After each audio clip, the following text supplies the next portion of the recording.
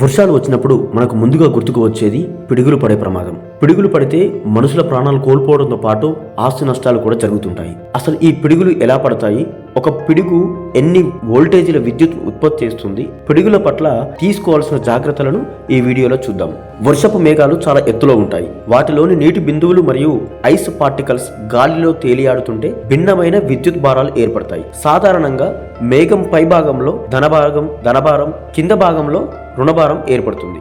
మేఘం నుండి కిందికి రుణభారం ఛార్జ్ వచ్చినప్పుడు భూమి మీద ధనభారం ఛార్జ్ ఆకర్షితమవుతుంది. ఒక సమయంలో ఈ భారాల మధ్య తీవ్ర వ్యత్యాసం ఏర్పడి ఆ ఛార్జ్ భూమి మీదకు పడడం జరుగుతుంది. దానినే పిడుగు అంటారు. ఇది భారీ శబ్దంతో వజ్రంలా వెలుగులు చిమ్ముతూ పడుతుంది.